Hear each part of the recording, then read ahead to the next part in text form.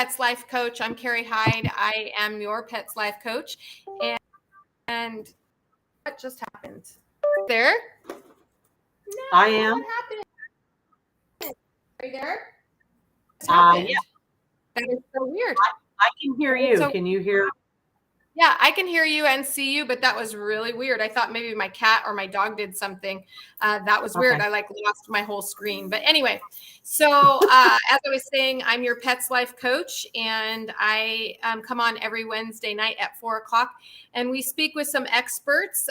Not all of them are veterinarians, so it's an extra special when we do have a veterinarian. So tonight, if you haven't met or heard of our guest tonight, I'm super excited to introduce you to Dr. Robin Cannizzaro. Dr. Cannizzaro, hi. Hi there, Carrie. It's such a pleasure always to, work with you. I enjoy it immensely. Really, oh my gosh, really enjoy it. I feel like I haven't seen you in forever. Like we get into the flow.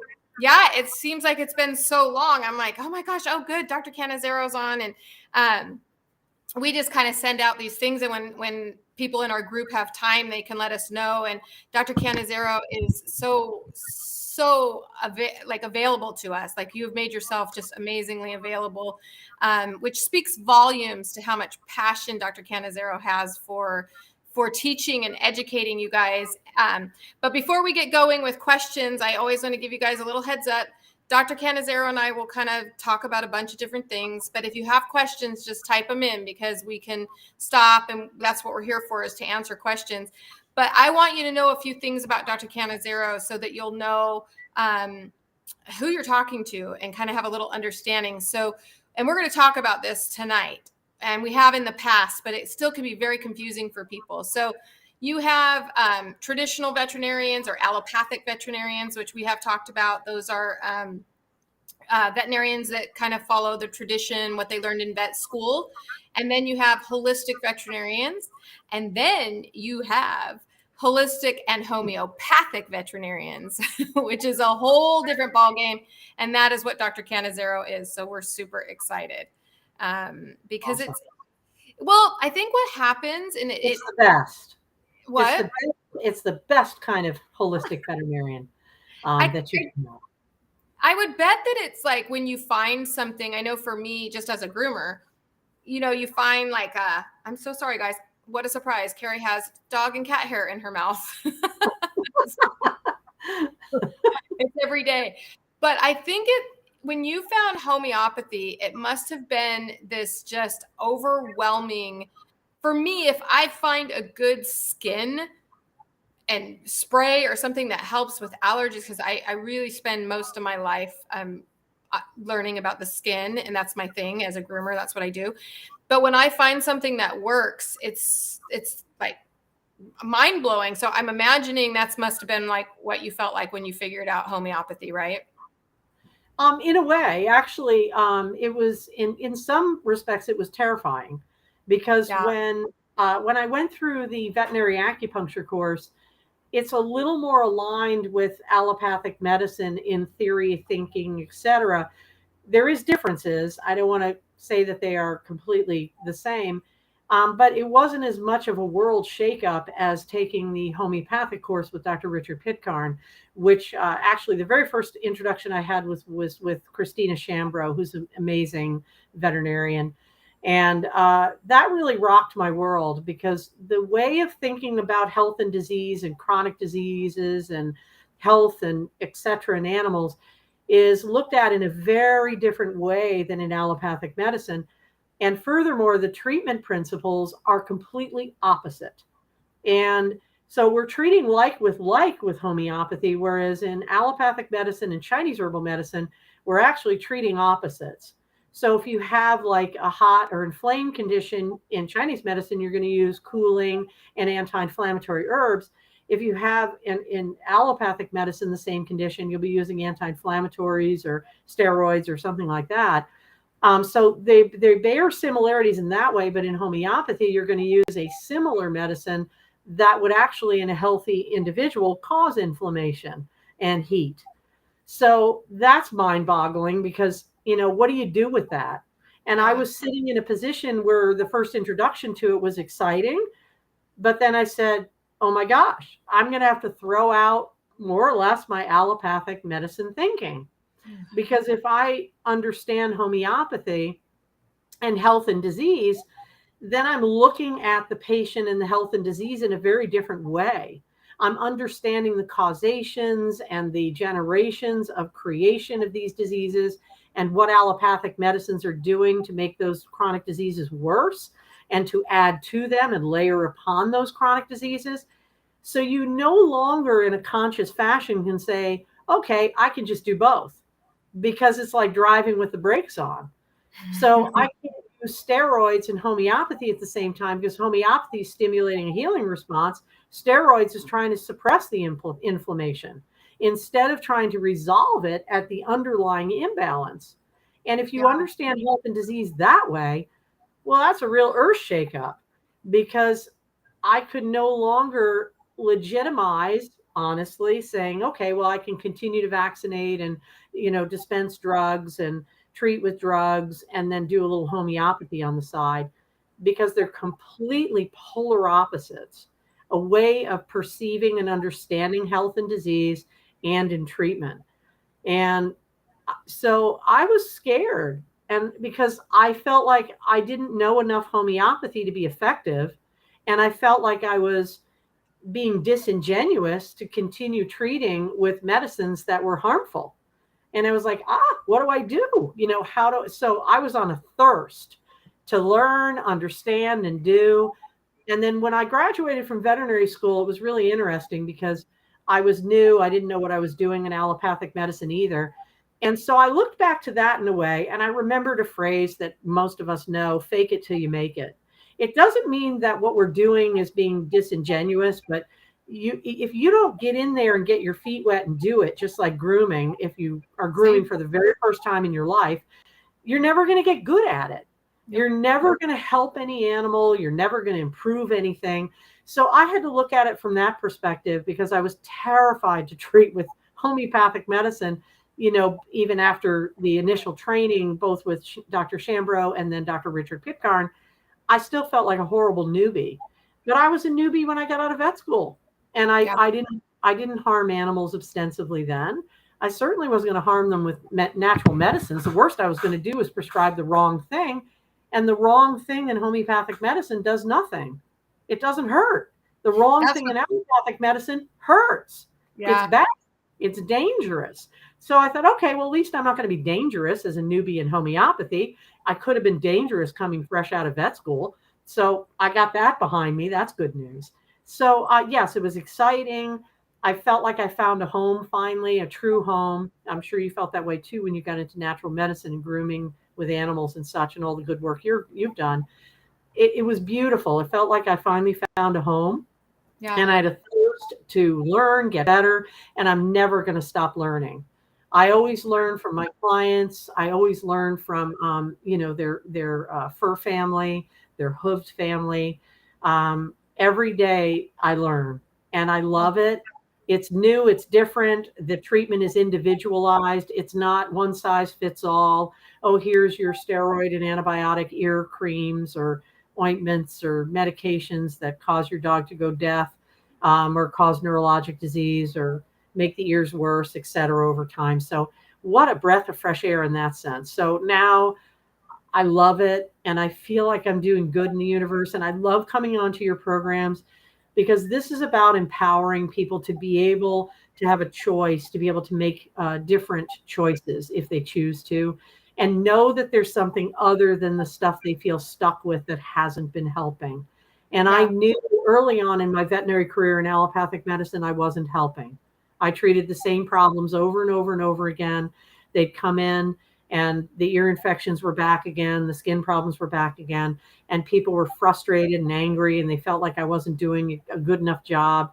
And they were right. I wasn't doing a good enough job because I didn't know the right medicine to do. And now I'm home, and I can make a much better difference, not only for the animals, but as a huge relief to clients. And that is a blessing that I am so grateful for. Very grateful. I'm so glad I went through that fear and terror, to have to let go of a lot of stuff from allopathic medicine. But what I never will let go of is my problem solving skills, my diagnostic abilities, my thinking brain, to work through and puzzle through these difficult cases and being able to find resolve for them. That is beautiful. I just didn't have that in allopathic medicine. What a great, every time I speak with either a holistic veterinarian who is going to find their way there, I believe, because it will lead them to that path eventually. But they do always have that feeling of, gosh, that aha moment. Not necessarily, but like you're saying, when you're finally home and you're actually healing the animals.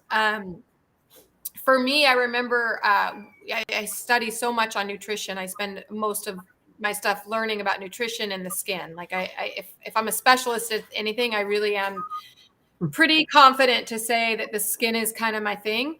But I remember when you say that you had to let go of the allopathic mindset and get to where you are, it's very similar for me when I had to stop selling kibble. I had to accept that there was no good in that, and I had to accept it, and I had to accept that people were going to be upset and feel like I was, changing my mind or whatever. But it was very similar. I couldn't help you get your dog healthy if I was still going to say, here's a better kibble than this kibble, because there wasn't.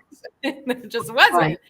Well, I'm going to say something that's going to shock your world. And I think one of the things we can do as individuals, it doesn't matter what your training is. I have a DVM, but so I'm a doctor. That's fine.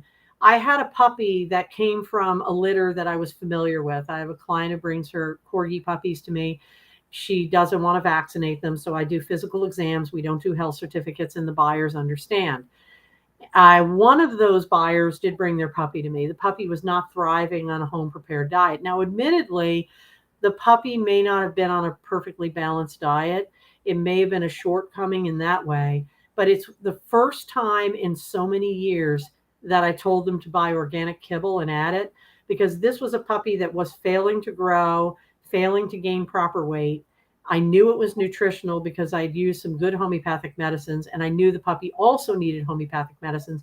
But I actually told her to use organic kibble as a portion of the diet, and she did start to thrive. If that's going to be a rare occasion, but the only reason that I bring that up is because I definitely am not a kibble feeder. I'm not a kibble fan, and it is not a diet that I recommend in 99.9% of the individuals that I'm going to come in contact with. But I think what's important is taking our knowledge and understanding that there are times where we have to be open-minded or make a decision that feels contrary, that might be in the animal's best interest, at least on a temporary basis. And that was an eye-opener because I was resistant for maybe too long for this puppy. But the bottom line was I felt there's something missing in the diet. It's not going to be perfect in kibble. But if I continue on this course, and we're not able to clean that diet up well enough, or they continue to want to do their own thing with the diet, if we're missing something nutritionally, this puppy could suffer for it and then never develop properly or have developmental difficulties. Because one of the things I want to say is, however powerful homeopathy is, if we don't offer supportive care through nutrition, diet, and other supportive elements, we're not going to get better. And another example, not about kibble, is I'm working with a severely diabetic dog that came to me in extremely bad shape. And her dog had ketones in the urine, was very, very sick. I tried fluids, subcutaneous fluids, homeopathic medicine, and she brought the dog back. And I said, listen, your dog is still seriously ill. We have to do fluids at home or in hospital IV fluid therapy, but I don't do that, so I'd have to refer out. Or you've got to go and consider insulin. They didn't want to do that. So they said, no, we'll do the in-home fluids. And she is doing a lot better. But the reason I bring that up is because I used a homeopathic medicine I had a lot of confidence in. But if we don't offer the proper supportive care and dilute out the toxins of the, I'm going to oversimplify, of the ketones that makes this dog so sick, not want to eat and be like a rag on the floor, I don't care if I'm spot on with the homeopathic medicine, she still needs the fluids. And I also put vitamins in the fluids too. So I do that as well, which not all vets do. And she's thriving at home with twice a day subcutaneous fluid therapy, and the ketones are coming down in the urine, and she's starting to eat on her own. And it's taken over a week for that to happen. But We had to offer that additional supportive care.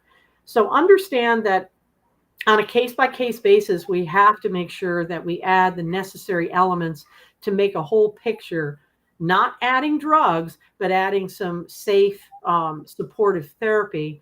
And we can't rely on one thing alone and just say, I'm going to be a Nazi. It's going to be a homeopathy. And if the remedy doesn't work, then the patient isn't curable. And that, hopefully we can get her dog off of subcutaneous fluid administration at some point, certainly reduce it. But right now we can't do that just yet. So I want to bring that up because sometimes people will go on their own and just pick a medicine over the counter, and it's not going to do any harm. But if it doesn't work, maybe there are other elements that are missing. Yeah. Maybe we do have to make adjustments in the diet, maybe outside of the conventional wisdom of what it is that I do believe and preach in my own practice. And so I wanted to bring that up because I think it's critically important. No, I agree with you. It's a hard place to be because we don't walk around being able to explain things every minute of every day about what we believe, and then people label us a certain way. I get labeled all the time as I'm anti-kibble, I'm only raw, I'm only this, I'm anti-vaccine. Like, people label me. Right. And the reality is, and it's one of the problems I have with Facebook, is that if I give one person advice based off all the information that I know about that dog and that owner, that's what people don't understand. A lot of the decisions that I make are because I know the owner, I know what she's going to do. So when you bring up the fact about kibble, yes, I don't like kibble. I don't think it's a quality food.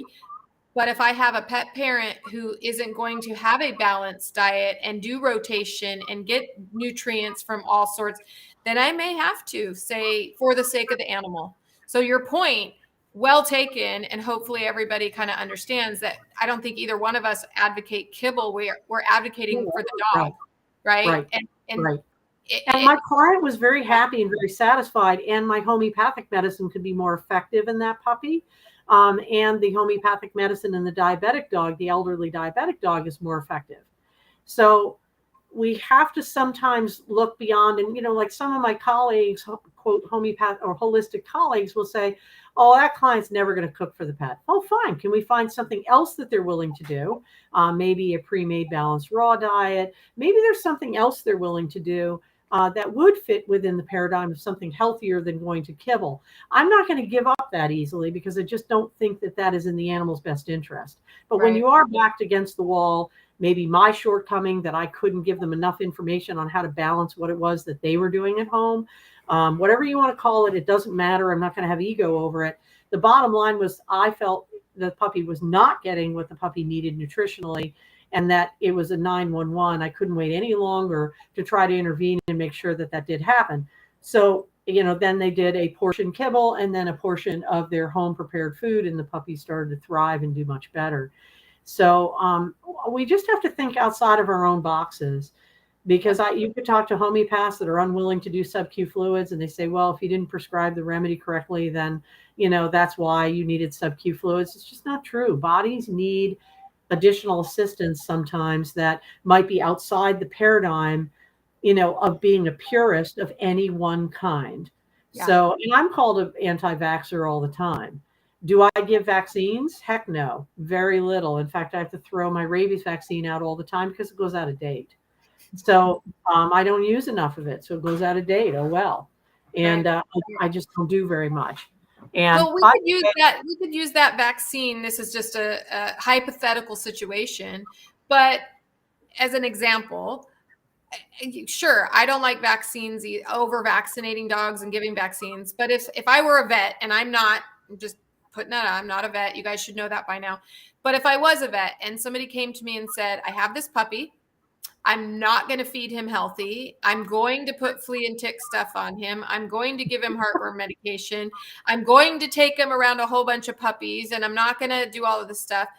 You best bet I'm going to say you need a parvo shot, because you're not going to support that dog. Those folks are probably not likely to come to a vet such as myself. Correct. They're not likely to. And I'm not saying all my clients. I do have some clients that want to use heartworm prevention. And on rare occasion, they might use flea and tick poisons. It's not because I told them to. It's because they decided they were going to do it. I am not going to fire somebody for doing things like that. People are people. Yep. And, if the animal has an adverse effect, I'm treating a dog right now, a little unofficially because I haven't been able to see her just yet, but she's going to come in next week. I don't know if she's going to jump on the podcast because I think I told her about it tonight. But anyway, her dog went blind and was having difficulty walking, a young dog, after her application of Frontline Plus. And 2 days after Frontline Plus, she went blind, dilated pupils, and was ataxic or having difficulty walking. And her local vet said, no, that didn't have anything to do with the Frontline. So I don't know what the straw is going to break the camel's back, but it's going to be sometime. And I don't know when it is. It could be the first application. It could be the 15th application. But sure enough, you're going to get it. You're going to have a problem. There's no question. So we're going to jump into a couple of questions. So female Maltipoo, 8 pounds, 4 years old, has a lot of allergies. It looks like she's been on a specific diet, 2.5 years she's been on this diet. It's called the joint and skin meal, which has pork, quinoa, kale, and carrot. She got on this diet because our vet discovered our Maltipoo had a bad case of IBD. This diet's plus meds, we need to know what kind of meds, stabilized her. And she says, I finally slowly weaned her off. However, she's had 2 ear infections back to back, late October, early November. Itching increased at base, tail, paws, and legs. Did cytology test on, and it was yeast. Now she has been healed from that. However, her itching is still constant. Maltipoo finished her 30-day probiotics and still has itching. She's applying the Duodex and the apple cider vinegar. Oh my gosh, extremely but limited relief. Looking into limiting carbs in diet. Pup is energized and happy, but resistant to eat easily as before. I need your help to what else to do. Sorry, so long message. Thank you, Mabel. Right. Okay. There's a lot. I thought I would pick out the stuff you needed, and then I realized I wasn't making it. Right. Well, one of the things I want to make clear as a homeopathic veterinarian, and hi, Deb, by the way, God bless her for not minding, I hope, that I mentioned about her dog. She is on. I can see that. Anyway, I want you to understand that the itching and the allergies and the digestive problem are all the same disease. All you're doing is pushing the disease around the body when we use manipulative diets and drug therapy. So when we push those diseases around, then one thing might seem better, and then we might push the problem to the ears or to the anal glands or to the digestive tract. And there's probably a connection between the digestive tract disease and the itching, whether it's leaky gut or bacterial overgrowth or inflammation, inflammatory bowel disease, whatever. I treat those cases all the time with homeopathic medicine, and they have to be worked up individually. I assume that this special diet is a kibble. It wasn't specified, I think, in the question. It's not. I left the name of it out just because I don't want to get sued, but it is one of the subscription diets. Oh, yeah. One of those special ones. Okay. Is that a canned food or a kibble dry? Or we don't know. It won't be either. It's a wet food that comes out of the refrigerator. So I'm sorry. Okay. You know what I'm talking about? Not prescription, subscription. Okay. I'm sorry. I don't want to push you into naming the name. I don't know. I guess I don't worry about getting sued as much. That's kind of scary. Maybe I should. But anyway, for me, a lot of dogs that have gastrointestinal problems or really bad skin problems, I am much more inclined to recommend Dr. Pitcairn's recipes out of his book, which are the vegetarian and vegan recipes, because the lower we eat on the food chain, the less genetically modified organisms your animal will be ingesting. And that, I think, is key to helping to heal the digestive tract. The other thing that I want to bring up that a person who asked the question was really important is avoiding carbs. That's a complete misnomer. When we talk about carbohydrates, there are inflammatory carbohydrates and there are healthy carbohydrates. The inflammatory carbohydrates are your processed, like pastas and the stuff that tastes really good but has no nutritional value, white potatoes, etc. Those are inflammatory carbs. When we talk about things like quinoa, millet, when we talk about brown rice, but not white rice, but brown rice, those are healthy carbohydrates that they do not always exacerbate or cause itching. It's really a misnomer because of the poor quality carbohydrates that exist in the commercial diets that do incite itching and do cause problems because of their inflammatory nature and because of the processed nature of the foods. So carbohydrates are not your enemy. And sometimes, but not always, meats can be an enemy, especially for the dog that has a very sensitive gastrointestinal tract. And meat is more challenging to digest in the digestive system than healthy carbohydrates and vegetables. So that's something that I would recommend. You could actually get Dr. Pitcairn's book, Natural Health for Dogs and Cats, and the recipes are right in the book. It's also referenced on my website. And I would also find a homeopathic veterinarian. If you don't have one in your area, then go to theavh.org to see if there's one in your area. You can search for homeopathic veterinarians there. If you go to an integrative vet or, a quote unquote holistic vet, you might get allopathic medicine plus some holistic modalities. And I don't think that's going to take care of your pet's problem. Your Maltese is not likely, or Maltipoo, I'm sorry, I think this Maltipoo. Your Maltipoo is not likely to get better with herbs and supplements and nutraceuticals and with the addition of Cytopoint and Apoquil and all the poisonous things that the veterinarians give, that even holistic veterinarians give, but rarely homeopathic veterinarians would ever give. So going to theavh.org, avh.org, you can search for homeopathic veterinarians in your area. You may have to travel or find one such as myself that will do phone consultations. I do phone consultations nationwide. You just need to have a local veterinarian that's able to do physical exams, blood work, things that may be necessary for the health and well-being of your dog. You just avoid using the drug therapy that your local vet would recommend, offer, shampoos, etc. Remember, none of those things are curative. So you're on the right track. The diet helped to, quote, manage the problem, but then it got pushed elsewhere. You're going to kill me with those kittens, Carrie. Oh, sorry. Did you see? Oh my God. I love kittens. Who They're doesn't love climbing kittens? up my legs. I can't help it. And I was I'm trying to read all this stuff. I know there's a lot more, so I'm going to wrap it up. Find a homeopathic vet and start cooking the vegetarian and vegan diets from Dr. Pitcairn's recipes. Start there. Find yourself a homeopathic veterinarian who can help you, and you're going to have much better luck going that route. We can cure skin diseases in homeopathy, and allopathic medicine is now admitting that there is no cure for allergies in dogs. Finally, they're admitting that, so that's good news, but not all vets will.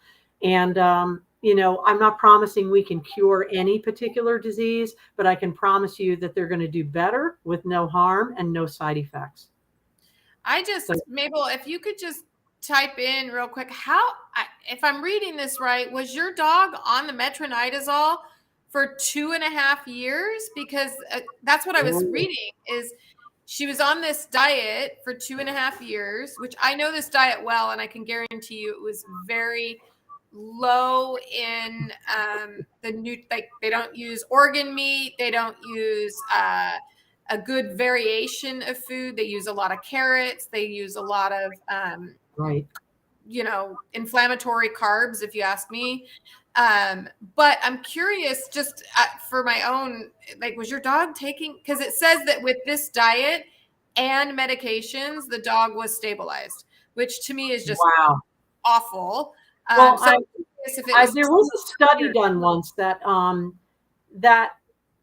for even 5 days of antibiotics, it could take up to 2 years to correct your microbiome in your gut, your biome in your gut. 5 days, that's all. Can you imagine 2 years? The damage that's done to that dog's gut is enormous and can take a really long time to correct. Because remember that antibiotics such as metronidazole or any of the other ones, it doesn't really matter. I hate that one in particular. Also, metronidazole can have ill effects on the nervous system. So animals can go paralyzed when they're on that. So long-term use is dangerous. Aside from damage to the gut, it's also extremely dangerous because it can cause that horrible side effect. And I've seen and treated those as well. So stay away from that. 2 years. Just really quick, because this is important, I think, to all of us. Deb said that she's on, and she also said it's fine that you told the story. It's all good. I want everyone to know that topical flea poison is bad for the dogs. Yeah, it's unfortunate that this number of us that have, me included, have lost a dog to flea and tick stuff is growing. But when it happens, really growing. You can't keep your mouth shut, and we just keep talking about it. And so I'm sorry that you're a part of our club now. Not that it doesn't sound like your dog died, thank God, but went through some tragic stuff. Her dog is young, and I don't recall how old Deb's dog is. She could share that on the question section, but her dog is young. There's no excuse. I mean, when people come in and ask me about flea and tick, can I use this one or that one? I call it what it is. It's flea and tick poison. It absolutely, I don't mince words. That is what it is. It's flea and tick poison. It's exactly what it is. And and Deb is saying her dog's only 5 years old. I mean, at 5 years old to have those serious symptoms 2 days after the use of that medication is irrefutable in my mind in terms of causation.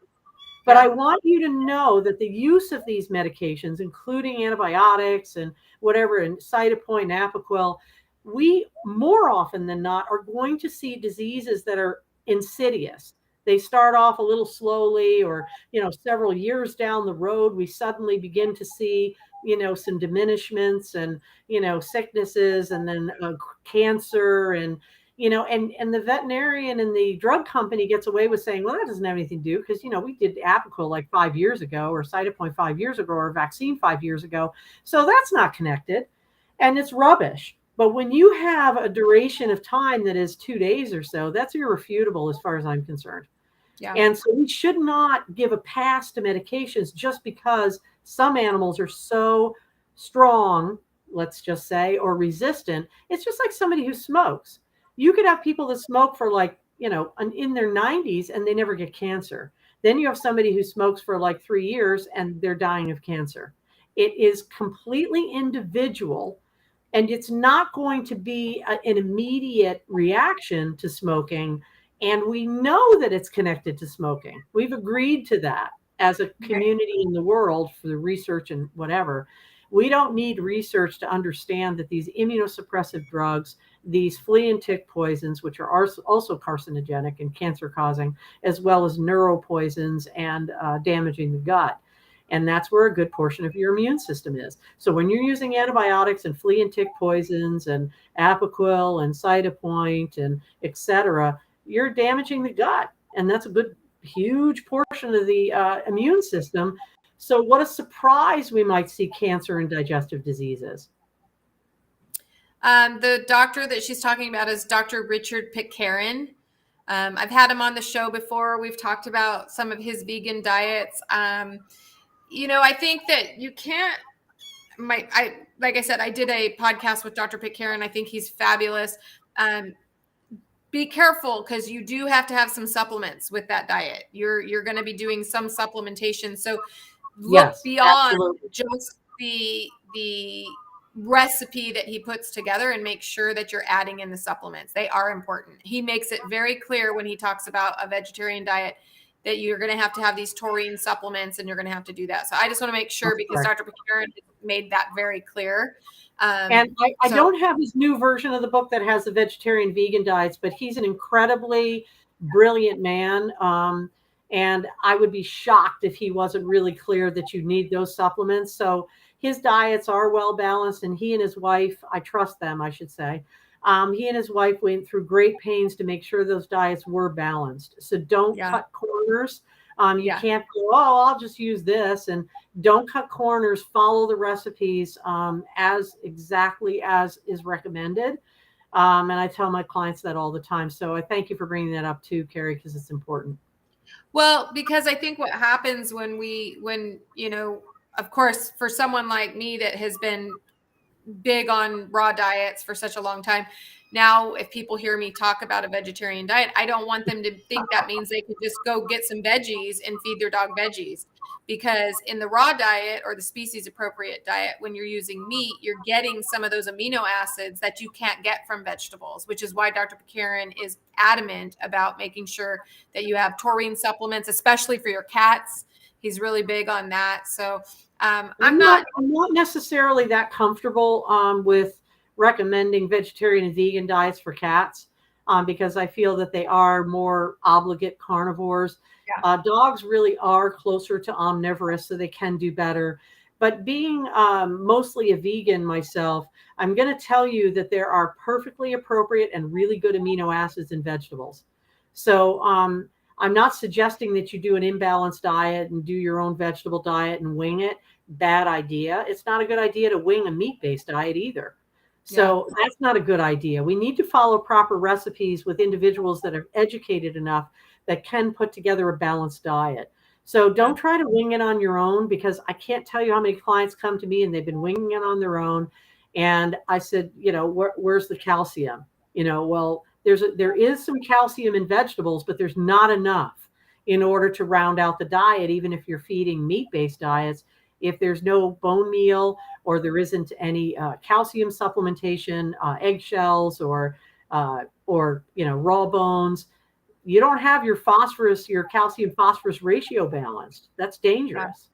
So make sure whatever you do, you either buy a trusted pre-made diet, hopefully whole foods or raw, or you're following a trusted and good recipe such as Dr. Pitcairn's. Yeah. And you can also, a lot of veterinarians, I don't know, Dr. Canizero, if you do this, but they will run nutrient panels so you can get the blood work done and have a veterinarian look at your nutrient panels to make sure, we do that for ourselves. Why wouldn't we be doing that for our animals to make sure? So, get your blood work done. Don't just wing it that way, because your dog can't tell you or your cat can't tell you, hey, I feel like maybe I'm a little low on my magnesium. Right. I have started to do some VDI testing I've been very happy with. That is outside of the traditional laboratories that we use. So I can measure vitamin D, magnesium, calcium, and also look for some inflammatory markers and some cancer markers. So I do that. I've started to do more of that kind of testing in addition to the standard testing, which honestly is unusual for a homeopathic veterinarian, because most of my colleagues, it's not a criticism, they do homeopathy only, and they don't do any of the other stuff. They just do homeopathy. They might discuss diet and recommend home prepared diets, Dr. Pitcairn's diet, raw diets, whatever. But often they don't do blood work. They don't do annual checkups. They don't recommend or do x-rays. And I understand some of the reasons, and I can answer those questions if anybody's interested as to why they don't. But I don't agree with it entirely. My approach is, I think the more information we have that's non-invasive, the better. And one of the things I pride myself in is when I am dealing with clients, I speak to them as a homeopath, but I also intermingle with that a little bit of conversation about traditional Chinese medicine for understanding purposes, and also some allopathic conversation, so that we can tie those things together so that people have an understanding. Because when someone comes to me and they're unfamiliar with homeopathy, if I speak in homeopathic terms only, I may as well be speaking Japanese. And I don't want to be in a position, if I can make analogies and draw some parallels and help people understand the pathway, they're more likely to understand and not go home and get scared about the medicine that they're giving and worried about, well, what do I expect? Or, what's this going to do? And I pride myself in doing these things, because I think I think a lot of my colleagues don't. They give a remedy and say, just be quiet and give it to your pet. And I don't want to criticize, because most of us charge by the hour. It's not my intention to try to run your bill up as high as I can. And I am busy with clients, and I feel very blessed that way. But it isn't that intention. I think that we're more empowered if we have a better understanding about the journey we're taking together. Because if you're working with a homeopathic veterinarian, this is a partnership. Without the information that my client provides, I cannot treat their animal well because I need to know the detail. What do they do at home? What do they like? Because I have a snapshot in my office for the first appointment, an hour and a half long, for instance, whatever. That's a snapshot in the whole life planet of that pet's existence. They might go home and have particular behaviors and things that they do that they will not exhibit in my office, and they may exhibit things in my office they don't exhibit at home, which is really valuable to me as well. And it doesn't mean we can't work by phone. We still can, but I love being able to see the patient if I'm able to, because I can really see how they are outside of their home environment. Oh, that's smart. Deb has a question on diet. She says, if eating a raw diet, what's a good ratio with fat, muscle, meat, and carb, etc.? What do you think? Wow, that is a very hard question to answer. If anybody goes to my website, they're going to notice that I have no diet recommendations, no specific diet recommendations. It entirely depends on the animal, because there are some animals that a high fat content is a bad idea, and there are some animals that a higher fat content is a good idea. What I will say about fat, which is not the most favorable thing, is it is a place where the largest proportion of our toxins are stored. So I'm not always a big fan of high fat diets. And I don't use fat to fatten an animal up. That's a little bit of a misnomer. Also, I am going to use healthy carbohydrates to help with animals that fail to gain weight. But also, if an animal is too thin and eats an appropriate diet, there is something wrong digestively that needs to get addressed homeopathically. We can make some adjustments in the diet, and we could try to improve in that arena. But if we don't address the underlying digestive imbalance homeopathically, we're not going to bring that patient to homeostasis with diet alone. And that's where diet and behavior modifications and management and homeopathy, they come together as a really nice marriage, because we can use those tools to try to support each other and create a much better balance across the board. So I'm not a fan of high fat diets. And I think it was about fat, muscle, meat, and what else was it? She just wanted to know what you thought the ratio with all of it. Like if you're putting together a diet, like how much of it would be fat, muscle, meat, probably organ meat. I think she's trying to gather how to put together a diet. Yeah, I would follow a good recipe, but the reason I don't post recipes and diet recommendations on my website, aside from alluding that I think whole foods or raw food is best, I don't think we necessarily do it all that well ourselves unless we're following a proper recipe. Number two, it's critically important to work with your veterinarian to make sure that that diet is appropriate for your pet. Because some animals, it's not a good idea to feed fat. I have a client who came today with her lovely Yorkies, and they fed some ham and turkey from their Thanksgiving, and their dog had bloody diarrhea, and she's never had that before. So she said, well, I don't know. Do you think that's it? That's it. And I said, well, yeah, I do. Now, who knows what spices and what else was on that ham? It was a honey baked something or another ham. And I don't know. There could have been all kinds of things on it. I don't know. But evidently, that's the only major difference for the dog. And her cute little dog just never had that problem before. So it only makes sense that that's where that came from. I doubt it was a virus that suddenly occurred shortly after feeding that. So some dogs are fine with rich foods and they have no problem with that. Other dogs are not going to tolerate rich foods very well. And generally speaking, if you're not feeding organic, or even if you are, I use whole prey diets if you're going to kind of do things a little bit on your own, including tripe, which is the innards and whatnot. But I generally tell people to peel the skin and the fat off so we can get rid of the areas that have the most amount of toxins. Even if it's organic, I think that's generally better to do. There's going to be enough fat inside of the certain muscle meats to probably accommodate for proper fats. But you need the proper calcium phosphorus ratio, and you need to make sure that you're not feeding only meat and organs, that we do have calcium and that we do have vegetables and that we do have some healthy carbs. So that didn't answer her question as well as she would like. Well, but you really need to work with a homeopathic veterinarian that can really evaluate your pet individually and make sure we're on the right track. And go with a recipe. I agree. It is, people come to me all the time. They're like, okay, how much fat, how much protein, how much? And I used to be that person where I would calculate down, and then you get a lot of people that are nutritionists that spend a lot of time arguing that our animals should eat like a wolf. We have commercials for kibble companies that say our dog should eat like a wolf. And we see it and we're like, yeah, he should eat like a wolf. And they're biologically have the same whatever, and we can all agree to that. But the reality is, if you're going to feed an animal like a wolf, then he has to act like a wolf, hunt like a wolf, sleep like a wolf, burn off as much fat as a wolf, right? Right. I mean, what if you have a sedentary pet? We can't give them the same amount of calories that we're going to give a dog that is very, very active. Right. A wolf is running and they're hunting and they have active social lives. And, what are we? I mean, well, no offense. I like to watch football. Sorry, but I do. And so I'm a couch potato with my dogs on a Sunday watching football. Right. I mean, I have French bulldogs. They're in my lap and they run around and they're spaz for a few minutes and then they're, little potatoes. So my boxer is hard to keep weight on, but he's a spaz and he's super active. So he needs more calories than my, couch potato dogs. So it's really important. We can't just say, well, your dog absolutely needs this amount of kilocalories, or your dog needs this amount of fat or this amount of carbs or this. We have to make adjustments according to historically how they've done, how healthy is the digestive tract, how active is our dog, what historically, how have they done weight-wise historically, and make dietary decisions sort of based on that, as opposed to just saying, I have a formula for everybody.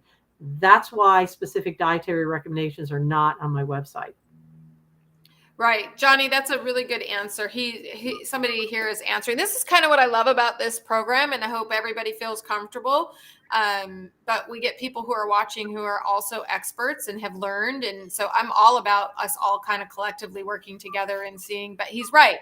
Medications compromise the bacteria in the guts. And so and I think she is becoming very well aware of that at this point.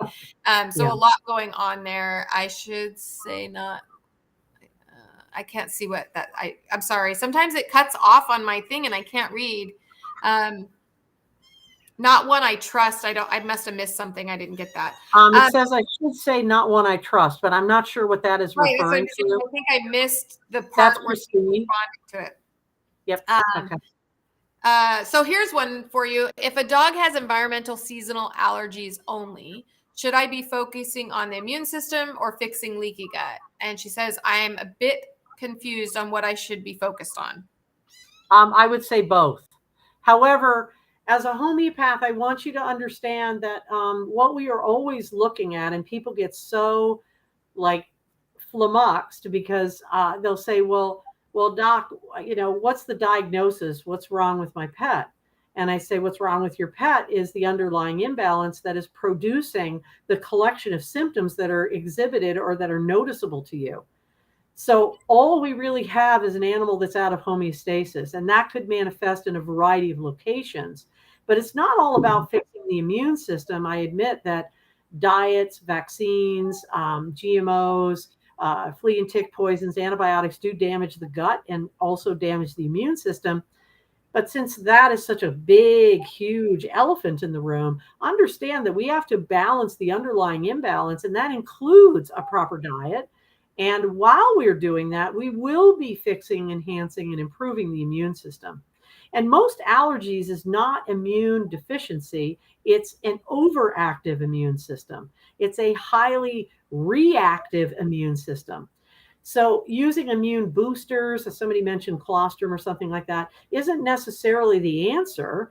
It may provide some benefits, but in order to immune modulate or to balance the immune system, we have to treat the source of the underlying imbalance. And if we're feeding an improper diet, your homeopathic medicine that I choose is going to be effective, but it's not going to be effective enough.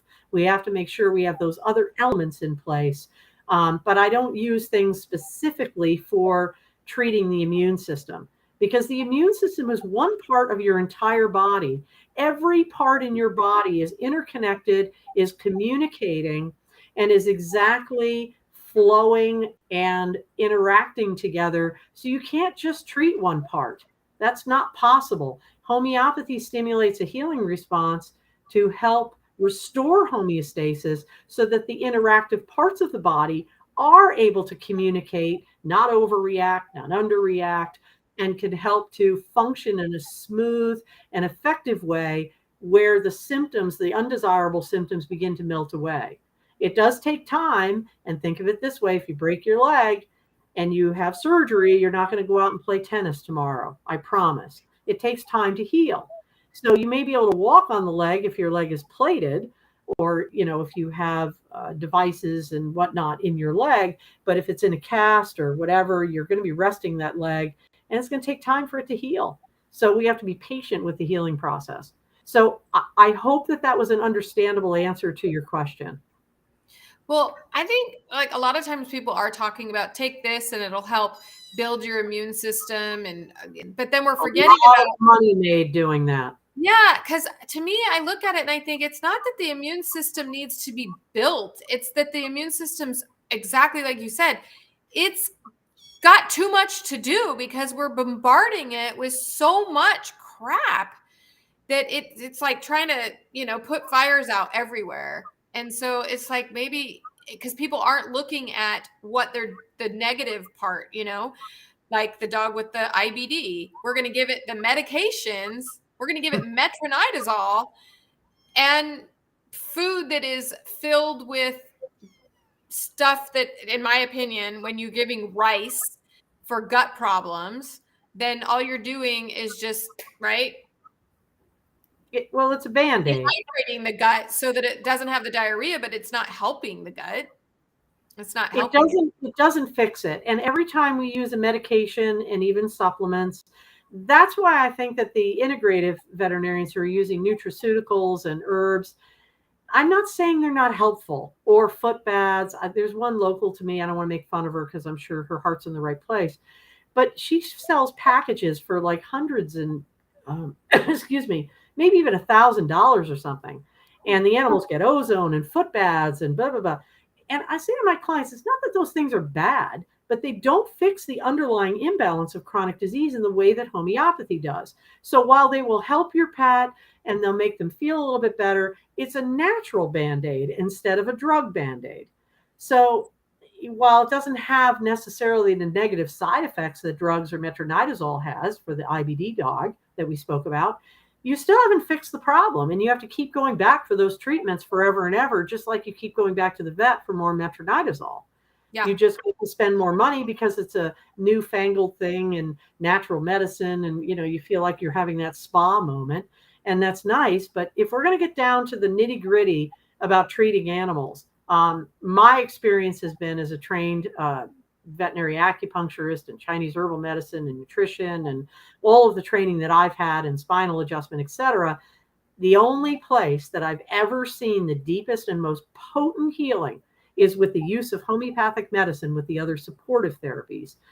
I don't mean necessarily ozone or something, because you don't necessarily need that, but with proper diet, making sure we don't vaccinate, don't use the flea and tick poisons, and do everything you can, because one conversed problem we have also that we really can't get around or away from is electromagnetic fields. And that damages the overall vibration of every person and every animal on this planet. And that damages all kinds of parts of you. So that what we have to do is take the things that we can do something about and do our best that we can to build the animal up with the proper supportive foundation, and use homeopathic medicine to heal the imbalances, because we're not going to get rid of electromagnetic fields, glyphosate, or GMOs. We can do our best to try to avoid as many of those things and not stick your phone next to your pet all the time or by your bedside or whatever the case be. So we can do things like that. We can improve things, but we're not going to avoid all those in our environment. So we'll take care of the things we can. Don't spray the pesticides in your yard. I hope you don't live on a golf course, because those are extremely poisonous. If you do, we do the best that we can, the very best. To eliminate what we are able to eliminate. Johnny, you're very fortunate. I always say people who are living in areas where they can come see a doctor like Dr. Cannizzaro or Dr.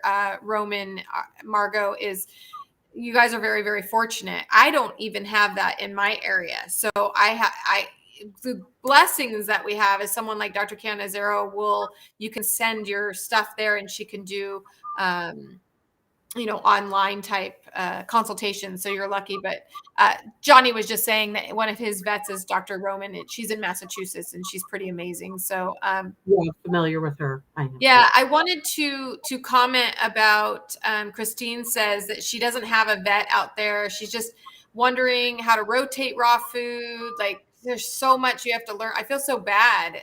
It's not as easy as it should be. Well, I'm going to sound like a broken record. My advice is if you don't have a veterinarian you're comfortable with in your area, they're not likely to be able to counsel you very well about diet. Work with somebody such as myself or somebody else closer to you, whatever you want to do, that's willing to do phone consultations to help guide you. Because it's really difficult in a forum like this to say when I have no information or history about your pet and I don't have a client patient relationship, it's extremely difficult for me to make a recommendation.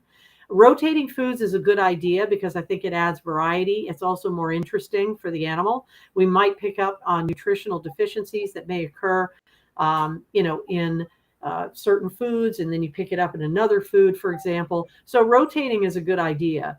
But as far as, let's put it this way. I mean, what if a pet has horrific pancreatitis and I talk about rotating foods and adding organ meats and they have an explosion of pancreatitis? Wouldn't that be an awful thing? So I would check and see, get a homeopathic veterinarian that's willing to do phone consultation work if you don't have one local to you. And we're likely to be able to guide you in a better direction and be able to answer those more specific questions better for you. I'm sure that didn't satisfy you 100%. I'm sorry.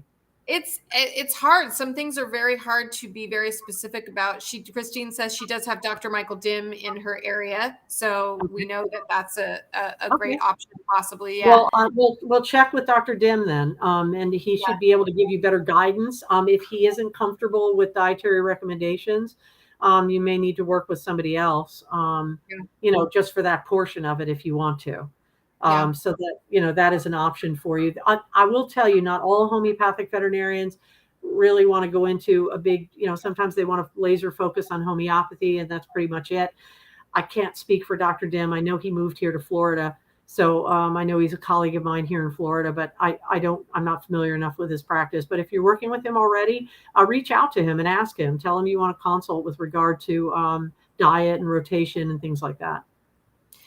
Dr. Canizero is in Florida also. Whereabouts, Dr. Canizero?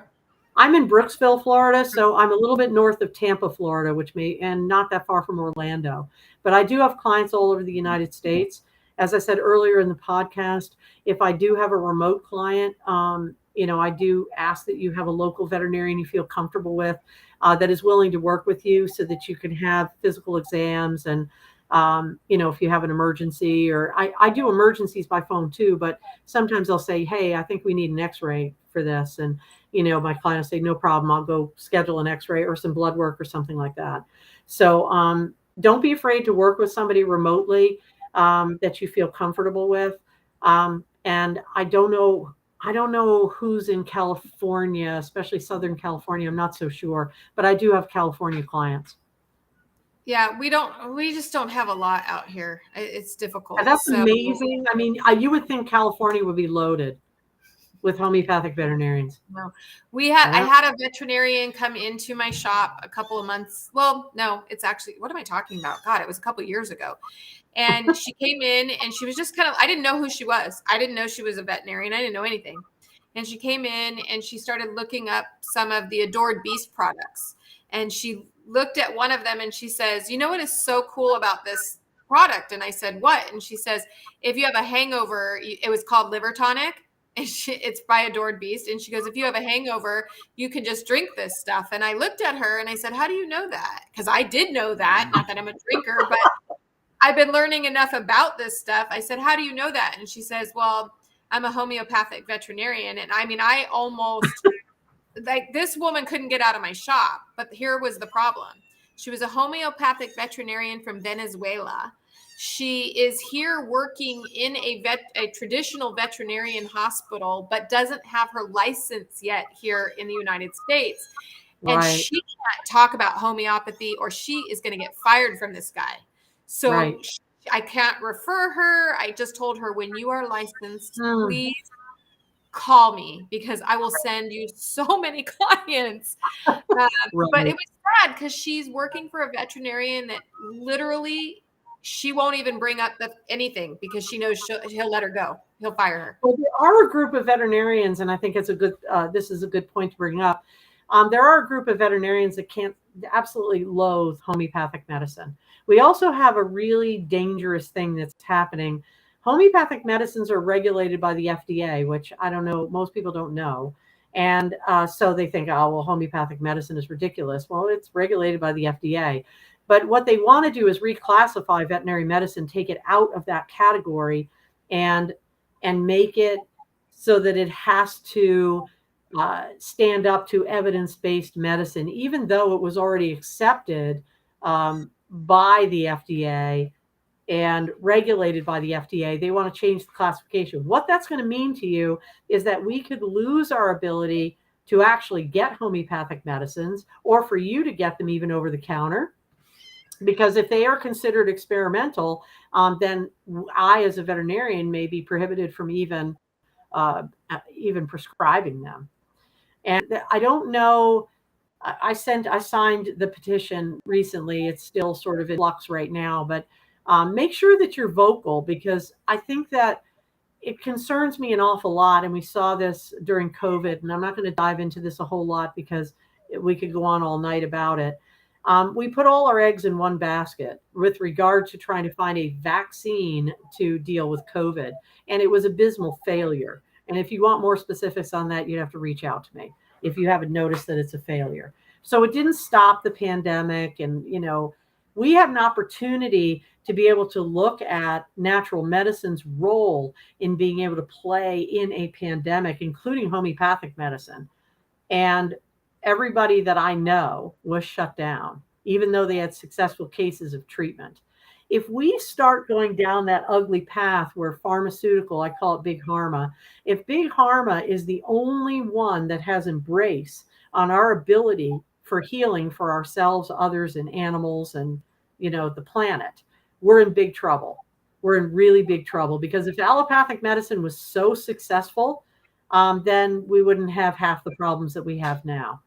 And, I'm very concerned about that, because not having the freedom to be able to choose not only your practitioner that will help you homeopathically, but also to even choosing homeopathic medicines over the counter for yourself, I think that's pretty scary. And a long time ago, they tried to regulate nutraceuticals also, and tried to get those like as dangerous substances that, needed to pass.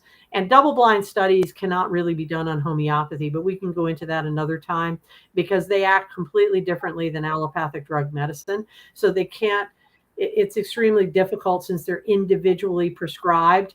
You can't take a sample size where everybody's going to take the same remedy. It doesn't work like that. So we have to be concerned about big pharma, because they are an enormous influence on how our disease care system is run in this country.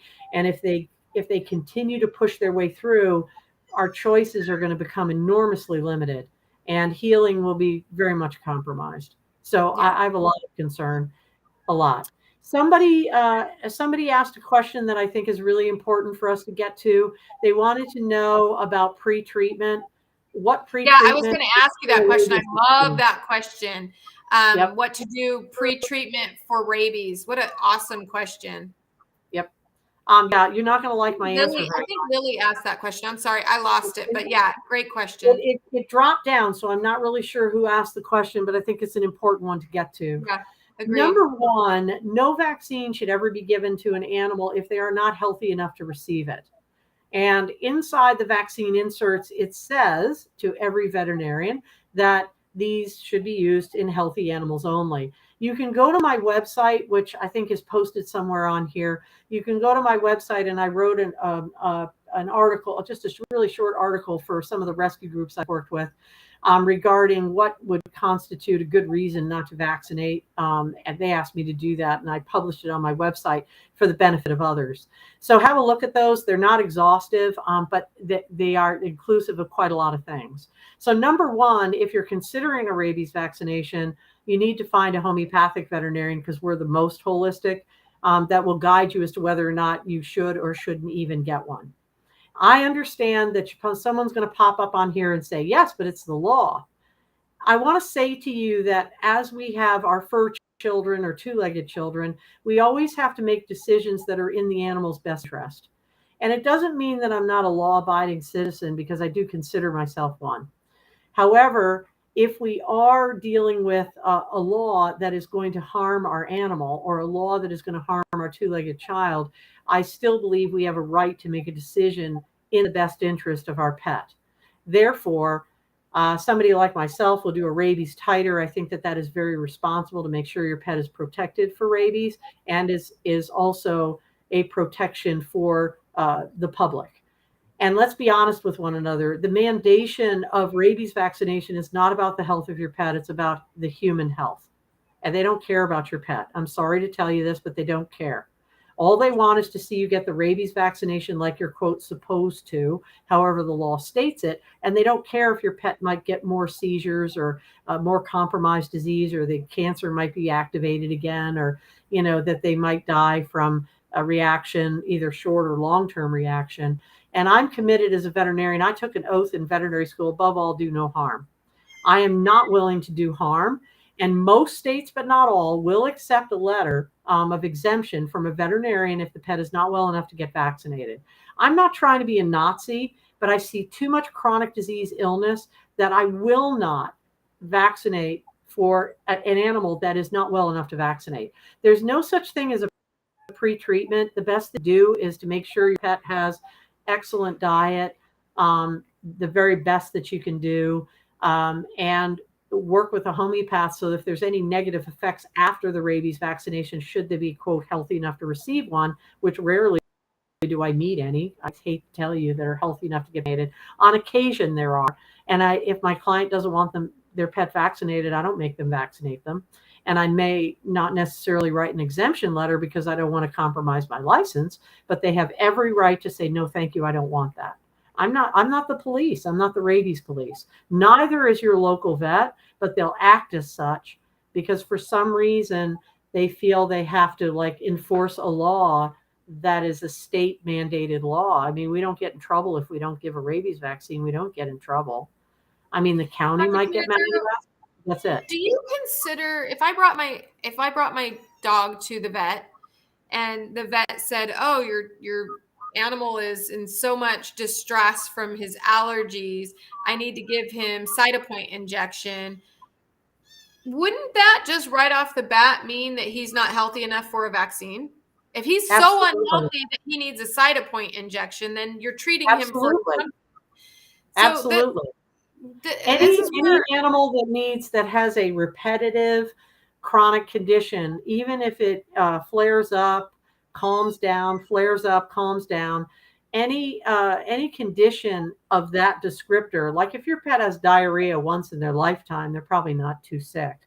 But if you have anything that's repetitive that needs veterinary attention or needs some kind of dietary manipulation, and I don't mean healthier diet, I'm talking about I can only feed rabbit, because if I don't feed rabbit and I feed any other protein, then they'll blow up or get diarrhea or have skin problems, or I have to go get Cytopoint. They're not healthy enough for a vaccination, any vaccination, including the rabies vaccination. Yeah, that's what bothers me, is that they, on one hand, veterinarians will take your money because your dog is sick, right? And they want to give you all of these medications.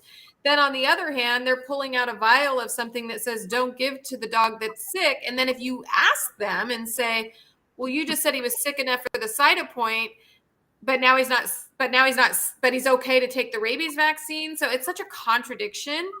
And it sucks because we're hypocrites. I'm sorry, we're hypocrites. It's a flawed way of medicine. But honestly, this happens in human medicine. I went to I have a physician I've been seeing for over 30 years. I check in with her, once a year or something. And I like to keep her around because she knows my history. She knows I won't take any drugs from her, and she's okay with that. She's really cute. She says, "Oh, your throat's inflamed. Talk to your homeopath about what to take for that." It's not how homeopathy works, but that's okay. But she was telling me a story, and you know who she is, so I'm not breaking confidentiality. One of her family members was suffering from cancer and just about to start chemotherapy.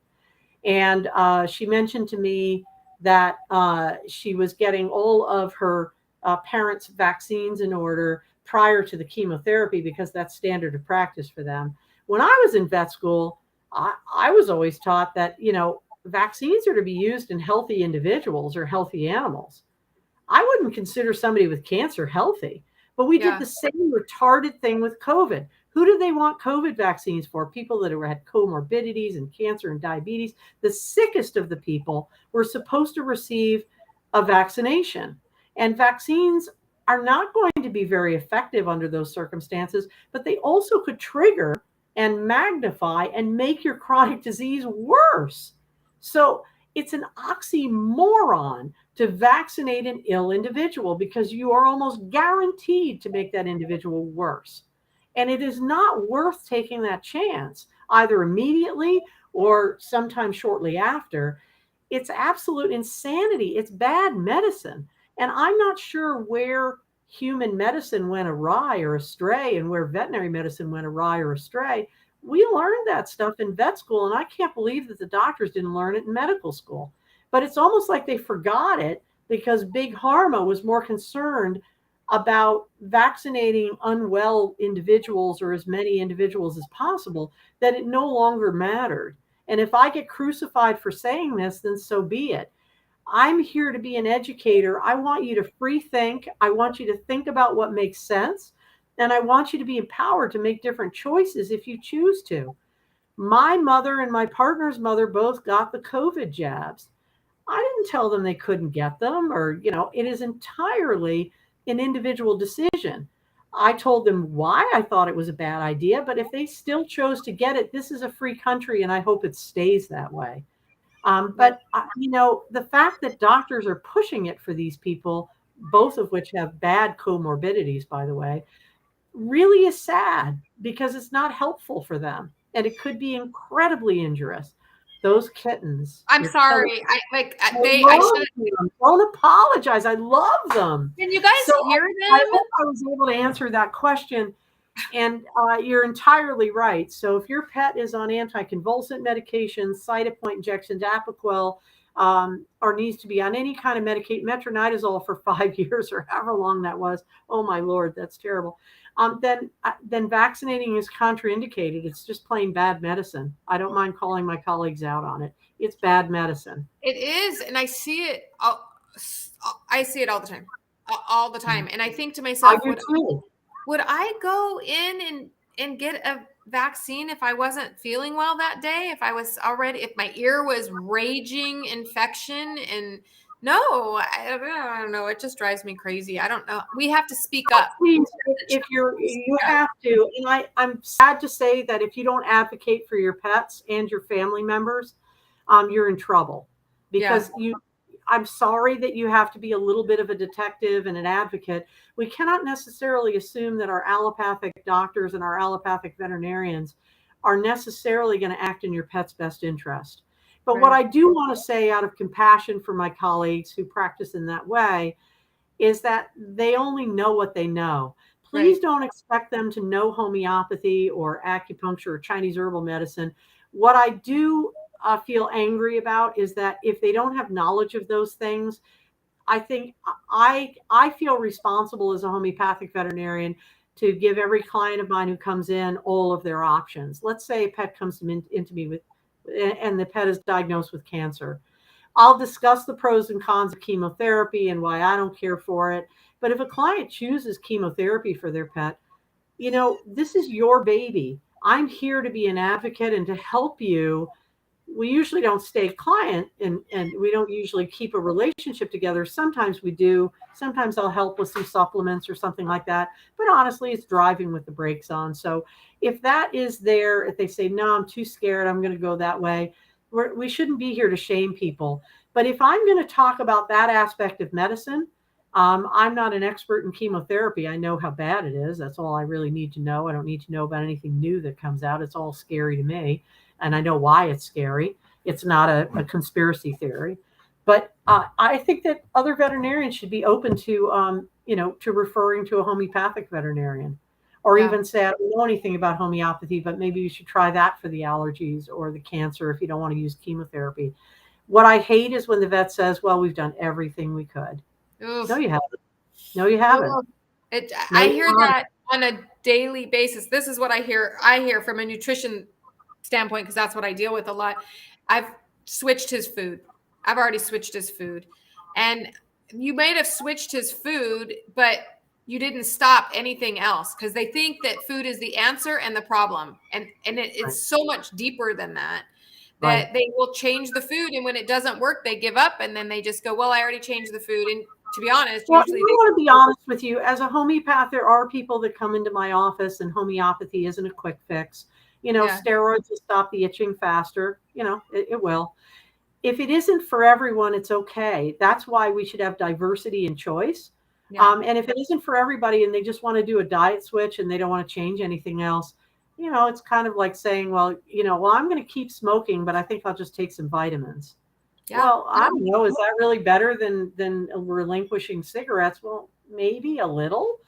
You have to adjust your expectations. I want to address Lily says if she doesn't get the vaccination, she's not allowed in the office. This is a common thing I hear, Lily. I want to address this because this is really important, and it's going to sound rude. Find another vet. Find another vet. Because listen, it's ridiculous to be scared that your dog is going to give your veterinarian rabies if they've had a history of getting rabies vaccines in the past before. Ask this veterinarian if they're willing to do a rabies blood titer, because at least then we know that the animal is protected against rabies. Don't let them tell you that it doesn't reflect that, because that's rubbish. There are studies by Dr. Ron Schultz and Dr. Gene Dodds that have proven otherwise, so I don't want to hear it. I trust those. That's ridiculous too. Like, you're going to vaccinate this dog right now, and somehow now it's good. Well, that's another ridiculous thing. Well, what about boarding, where you have to get the kennel cough vaccine and then your dog gets immediately admitted to boarding? It takes up to 2 weeks to mount an immune response from a vaccination. The other thing I want to tell you, and I've said this before on your podcast, if an animal already has immunity to a particular disease, giving more vaccination does not give more protection any more than having more sex will make you more pregnant. It never, ever, ever will happen. Once you have protection, period. This is another thing that bugs me about the COVID thing. If you had COVID, I got news for you. You've got immunity if you recovered and didn't die from COVID. And so to tell somebody who had COVID they have to go and get the COVID vaccine is not the same thing as the person who is going for chemo that is being told they have to go for their whole round of shots. That is not understanding proper immunology. It's a complete, and the animal that is going to get rabies vaccinated and then allowed immediately into the clinic, they're not protected any more in that moment than they were 5 minutes before you gave the vaccination. Same thing with kennel cough. It doesn't matter. Any of those vaccinations, it takes time to mount immune response. However, your dog is probably already immune. Your dog probably already has enough rabies antibody level or protection against rabies that it doesn't really matter if it doesn't take right away, because it's having sex while you're already pregnant. You won't get more pregnant. So it's not going to make any difference. The only thing it'll do is confuse the immune system and potentially cause tremendous havoc in whatever underlying imbalances the animal is trying really hard to cope with and keep under control and manage. And then we go in there with a vaccine that was unnecessary, they're already protected for, and the immune system goes, what do I do with this? I'm already protected. And so it just goes haywire. It imbalances the animal, and then you have your allergic blow up of skin, allergies or diarrhea, digestive problems, cancer, heart disease gets worse. Liver failure goes worse, any of these things. Yeah. So remember that you could be facing a ticking time bomb that you may or may not know about. And by the way, the kennel cough vaccine doesn't even work. By the way, I own a boarding facility, and I can tell you that for a fact. It doesn't work. It doesn't work. Yeah. So I did my own study. I know it's not scientific, whatever, but I'm not an idiot. It was probably like 10 years ago. I just started really, really, really, like, I wrote it down like every once in a while. And this was because back 10 years ago, I didn't have a waiting period. I didn't have that 2-week waiting period for any vaccines. It was Dr. Dodds, actually, who was the one. I called her and I was like, what the heck? So we wait 2 weeks now. But before I was doing that, every once in a while, I would get an outbreak of kennel cough. I'm a boarding facility. It's bound to happen. Everybody does. Yeah. So I want your listeners to know, please don't get angry at the kennel. You could have unsanitary kennels. That's possible. But please understand that these infectious diseases are cyclic. We're going to have peaks where there's outbreaks, and then the outbreak will die off, and then you'll have an outbreak, and outbreaks die off. Yeah. It is the nature of the beast. Plus, you have animals that are coming in close contact in a big group. And they're stressed because they're away from home. Under greater stress, they're not in your home. It's a new environment, new pets that are around. Your situation is much nicer than a lot of the kennels. Well, I got to tell you, we haven't had an outbreak. So we started, so what I did is I started, every time I would get a call and someone would say, you know, my dog's coughing, I would say, oh, it's probably kennel cough. And then they would inevitably go, well, he had to get it from there. And I'm like, yeah, he probably did. Like, I'm not denying that. But what was interesting is all of the dogs that would call and tell me that they had kennel cough were the ones that, because I haven't required a kennel cough vaccine in 15 years, I think. But the ones that were getting talk to the people in my area, because they're all nuts. And they want the stupid kennel cough vaccine. I wish I could, and I do speak out about it. But what ended up happening is when people would call me and say they got the kennel cough, you know, they got probably kennel cough, I would look on their chart and I'd be like, oh, that one was vaccinated for it. But these dogs over here who are still with me don't have it. And guess what? These are the ones that aren't vaccinated for it. And well, so in England, I can't remember the author. He's done a lot of good work in England, but he did a study on the Bordetella vaccine and found that the vaccinated dogs for Bordetella, when exposed versus the ones that weren't vaccinated, were more likely to get kennel cough or Bordetella. Oh, I wish he would have called me on that study, because I did my own. And I was like, look, my own dogs have never had that vaccine. They come here all the time. All my staff, I have 27 staff members. They would bring their dogs who aren't vaccinated. They would be there that weekend. It was always the dogs that were getting that stupid vaccine. But what I had to do is take it a step further. Why do I keep having these weird outbreaks? And that's when I reached out to Dr. Dodds and we put that 2-week thing on it, where I don't care. If you want to get the vaccine, I'm not going to force it down your throat. I'll give you the information. And if you want to get the vaccine, go ahead, but you can't come in here for 2 weeks, because I don't want it. She told me that Bordetella and Parvo are the most shedding vaccines out there. And so, and now there was a study done where a litter of puppies, if you vaccinate one puppy in the litter for Parvo, they will effectively, by shedding, vaccinate all the rest of the puppies. You don't even have to vaccinate all the puppies. Not that I would advocate vaccinating, period, but it's very sheddable. You can do that with distemper too, but and I would defer to Dr. Dodds, because she would know more about the shedding potential. But vaccines are shed. And so you can auto-vaccinate or naturally vaccinate. Like, my clients will tell me, I'm nervous to go to the dog park with my puppy. And I say, well, go for it. Because most of the people that bring their dogs to dog parks are going to take good care of their dogs, and they probably over-vaccinate, right? They probably follow the vet recommendations, which is, you know, serious over-vaccination. Right. And so the puppy is going to get naturally vaccinated by exposure to all of those dogs. Now, it depends. If I have a puppy that's really sick and we're struggling with some things, I'm not necessarily going to make that recommendation. Somebody brought up, I'm just going to touch on it because I want to affirm what she said.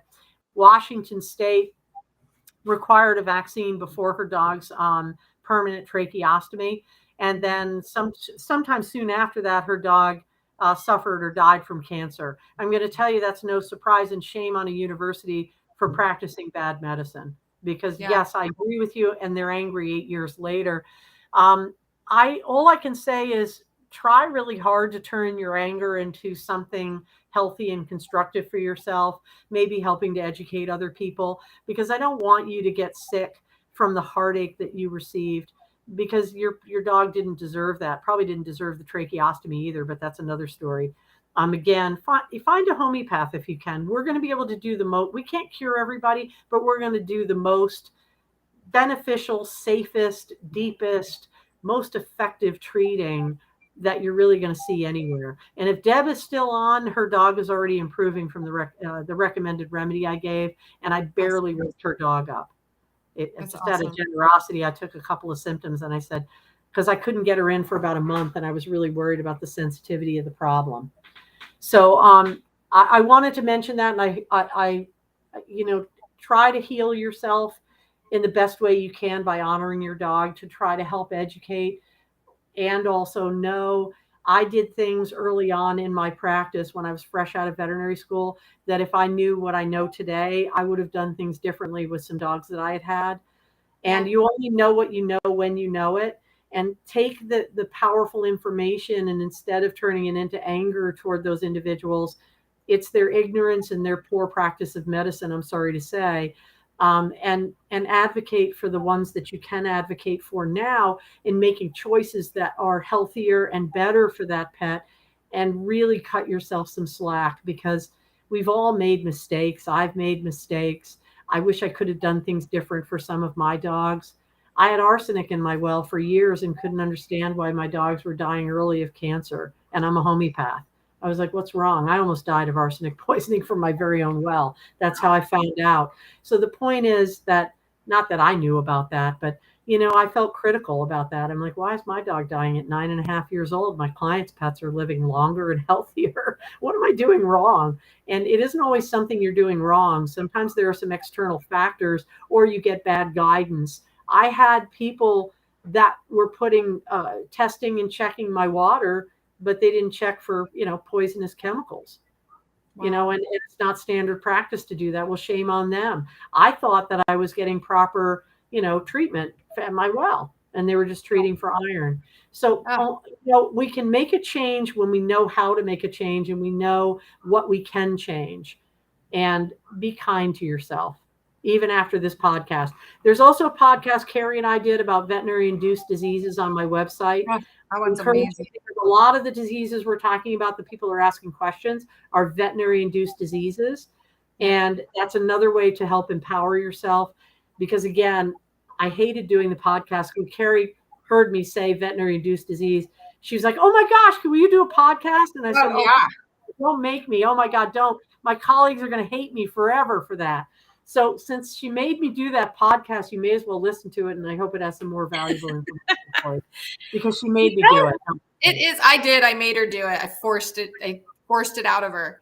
But that is something that people and vets needed to hear. Like, if a vet hears that, maybe they will think even one animal that you could be allergies. Is that veterinary induced? I think a lot of times it is. We are, whether it's through destroying the gut with look at this poor dog was on metronidazole for 2.5 years. You think that, and you wonder why her dog is seriously itchy. We started with allergies and sensitivity to this and that, and now it's intolerable itching is what we're dealing with. It's the same disease. Even in allopathic conversation, it's the same disease, but in a homeopathic context, it is as well. And also, I think it was Deanna that was the one with the Washington State. I want to say this, and yeah, I know you have a brachycephalic breed. Guess what? I'm like a French Bulldog lover. I have 3 of them. She's fanatic. I'm a fanatic. And I can't have any more because I'm stretched thin. I also have a boxer, so if you don't think I'm a brachycephalic girl, then I am. And never but anyway, give a cancer dog Apoquel, except that Apoquel causes cancer. So it does. It does. So, and then actually, they say now, Mary, did you know that now they admit it? Yeah, I do. They admit it as one of the side effects now. I know. They admit it. Except they find a way to. It's just like the flea medications. They find a way to word it. Like if your dog already has seizures, maybe don't give them this medication. That's how they word it. If your dog already has cancer, maybe we shouldn't give them Apoquel. No, what they do is they say, well, the flea and tick poisons may cause seizures, but check with your veterinarian to see if you should be giving this medicine. I would have stopped at the first freaking sentence. I know. I don't need to talk to my veterinarian about that. It's not necessary. And for Deanna, understand that I'm a homeopathic veterinarian, and I see a lot of harm done out there with drug medicine. My mother subscribes to drug medicine. I love her dearly. She's not going to suddenly probably have an epiphany and decide homeopathy is better. Just know that we can put information out there, Deanna. Oh, not all people are going to embrace it. It's okay. We have to let that go. Just like the veterinarian that might not let it go about the rabies vaccination, and you can't come in unless they're rabies vaccinated, fine, find another one then. There are plenty of veterinarians that will work with you, but you may have to do a bit of a search for that. Some of them just have dumb policies like that, that if a pet is ill, are you going to say, I'm not going to see your pet because they're not up to date on a rabies vaccination? Well, that should be malpractice. Yeah. I understand if you're too busy and you can't fit someone in. None of us can help that. And that's happening a lot now, especially since COVID. It's happening to a lot of us. I'm booking into the middle to third week of January. I just have nothing open. So, and I feel blessed about that. But my heart breaks when I have a critical case like Deb's case that really kind of shouldn't wait until the middle of January. Yeah. So, but I did have a cancellation, so I get to meet her face-to-face next week. I'm excited about. Crystal, I'm sorry. I hope that you're going to be able to find a new vet. I'm getting angry as I'm reading a lot of this stuff right now. Now my heart is starting to, this is what makes me keep doing this. This is what makes me find these vets for you guys to listen to. This is what makes me do this podcast. It's what keeps me driving. I hear these stories and I get angry. Her vet gave her dog Apoquel, for 9 years. Her dog was 9 years. I lost it now. 9 years cancer free. And then it came back and now her dog died. Yeah. Apoquel, and it's not anyone's. That's an exceptional example of veterinary induced disease. Yeah. But I tell you what the problem is here. It's not actionable. It's not likely actionable. The problem is that in allopathic medicine, it's standard of practice to harm animals. And I don't want to pick on my colleagues because I wasn't trained in veterinary school that I was harming animals by using drugs, even like Apoquel. We didn't have Apoquel back in the day. I'm dating myself a lot. We didn't have Apoquel, but we sure did have steroids. And we knew that steroids weren't good, but I didn't know what else to treat with. So when a client comes into me and I see all the horrible drugs they've been given and all the veterinary-induced diseases, the best that we can do is the best we can do going forward. And I'm really not here to tell you that my colleagues are on purpose on a mission to try to harm your pet as much as they possibly can. But I tell you, if you go before the Board of Veterinary Medicine or before a court of law, they would probably say, well, I don't see anything wrong with that, giving your dog Apoquel. I feel strongly that's bad medicine. It may or may not be actionable, but it is bad medicine. It's a bad use of your veterinary brain and skill. You should know better than to use a cancer-causing drug with a dog that has a history of cancer that's in remission. Yeah. It's a no-brainer. You don't even have to be a vet to know that, or shouldn't need to be less. So my heart goes out to you, but that's why, again, with fervor, you must be an advocate for your own pet. If there's a little something that doesn't feel right about it, just don't get talked into it. If you have an instinctive feeling about something, don't go for it. And always know that you could take time to think about it. I had somebody tell me, but I had to do the Cytopoint. I met somebody today who's not a client, and she said, well, I had to do Cytopoint because, my dog was really scratching and itching and really uncomfortable. And, I said, well, Cytopoint causes cancer, but your dog won't die of itching. And I said, so I know it's unpleasant. It doesn't look very nice to have hot spots and sores, but they won't die of that. That's good news. But they could die of Cytopoint. So I would take my time and find a homeopathic vet, think about it. Do I really want to do that? Do I want to read up on it first? Feeling about that? My gut feeling, does it feel good about it? Honor your feelings. And if you hurt the veterinarian's ego or feelings, so sad, too bad. I don't mind if a client questions me. I'm okay with that. I'm here to be an advocate and help educate. And if you're not comfortable with what I'm saying, it might be because you don't understand it. But it might be, maybe it's a good idea. Maybe I want to repeat a homeopathic medicine and the client says, well, I'm not sure I really feel too good about that. I had this and this happen. And I'll say, okay, let's not use that remedy then. Let's go to my next choice because I was between this, do I repeat this one, or am I going to change remedies? And if the client feeds back to me, I feel really good about that remedy. You live with your pet 24/7, unless you go to work or you work from home, then it's 24/7. Or if you don't work or you're retired or whatever, you know your pet better than anyone else does. So you have to advocate for them. I'm sorry, but you just do, because in this day and age of big pharma, you're going to get more crap pushed down your throat about drugs that cause terrible problems every single day. And the vet doesn't know what else to treat with. If they're not a homeopath, they don't know. And they're going to give you what they know or what the pharmaceutical company told them was a great drug. Because I tell you, when Apoquel came out, it was like this miracle drug. Oh, it's not a steroid. It's a miracle drug. It's perfect for allergies. And now it's like, oops, I'm really sorry it causes cancer. Sorry. Yeah. And guess what? You're the guinea pig for that. And I'm not okay with it. I didn't want to be a guinea pig for the COVID vaccine. We don't know the long-term effects. It's just a reality. Crystal brings up such a good point in that the after effect of what it does to the pet owner, like Crystal, you make this decision when you're sitting in your vet hospital because you think it's the right decision. And nobody would pick to do that, Crystal, if you knew. And then once it happens, it's too late. You can't fix it. Now, the vet goes on about his day, but Crystal now is living with this decision that she made to allow the vet to do it. And it just makes me so. That's what I said, that it's incredibly important to be kind to yourself, because when we're making decisions, we're making the best decision that we can make at that moment in time. And we're relying upon veterinarians such as myself to help guide you in the right direction. And we can be mad at the vet. The vet should have known better. I think it was bad medicine. That's my opinion.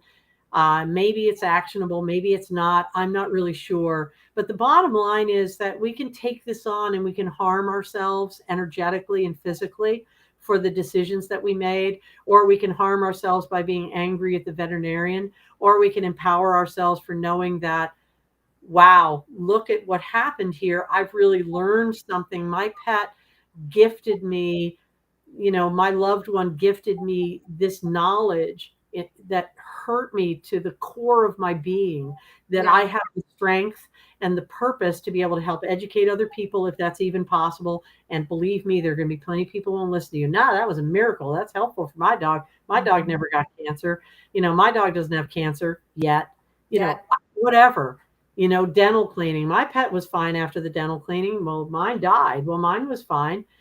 Yeah. All of these things. It's, we have to, we have to take these things. They're not gifts, but they are here to teach us. Our animals are here to teach us.